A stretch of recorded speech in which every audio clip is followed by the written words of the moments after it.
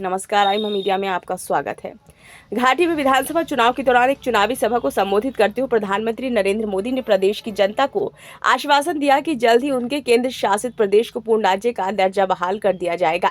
ऐसा आश्वासन भाजपा के नेताओं की तरफ से तो जम्मू कश्मीर की जनता को मिलता ही रहता है। इससे पहले केंद्र सरकार के मंत्री और उपराज्यपाल मनोज सिन्हा की तरफ से मिलता रहा है।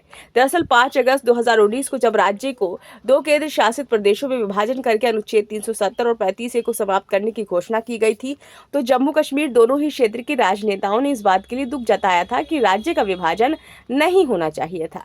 लेकिन गृह मंत्री अमित शाह ने संसद के दोनों सदनों में सदस्यों को आश्वासन दिया था कि लद्दाख तो केंद्र शासित प्रदेश ही रहेगा, किंतु जम्मू कश्मीर में शांति बहाल होते ही पूर्ण राज्य का दर्जा वापस कर दिया जाएगा। गुरुवार को प्रधानमंत्री मोदी के दिए इस आश्वासन का मतलब तो यही निकलता है कि जम्मू कश्मीर के विधानसभा चुनाव में राज्य का दर्जा भी चुनावी मुद्दा बन चुका है। प्रधानमंत्री ने इसलिए मतदाताओं को आश्वासन देना उचित समझा। लोकतंत्र में आश्वासन और वादे का बहुत महत्व होता है। यदि सरकारें, पार्टियां और राजनेता अपने आश्वासन का सम्मान नहीं करते तो उन्हें समय आने पर अपमानित होना पड़ता है। क्यों वादा न निभाने को विश्वासघात की श्रेणी में रखा गया है।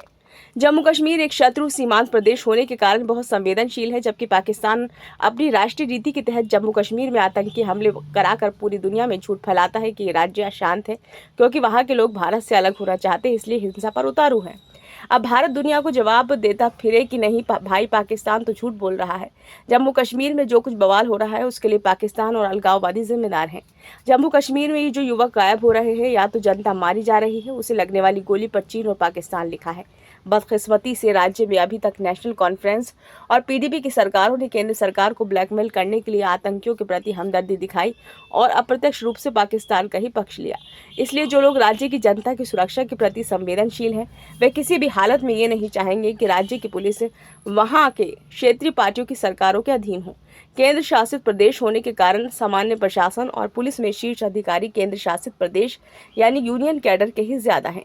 यही कारण है कि राज्य में तैनात सैन्य अधिकारियों के अब राज्य की पुलिस से असहयोग संबंधी शिकायतें बहुत कम या नगण्य हो गई हैं।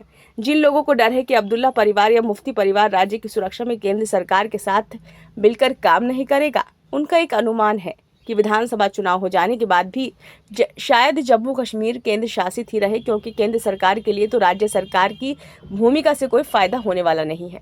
बहरहाल भारत सरकार जम्मू कश्मीर की जनता के लिए यदि राज्य का दर्जा आवश्यक मानती तो उसे पूर्ण राज्य का दर्जा जरूर देगी, किंतु सुरक्षा की कीमत पर तो बिल्कुल नहीं। अब सवाल उठता है कि यदि केंद्र सरकार ने राज्य का दर्जा वापस दे भी दिया तो क्या जम्मू कश्मीर की सुरक्षा राज्य की छवि खत्म होने में मदद मिलेगी?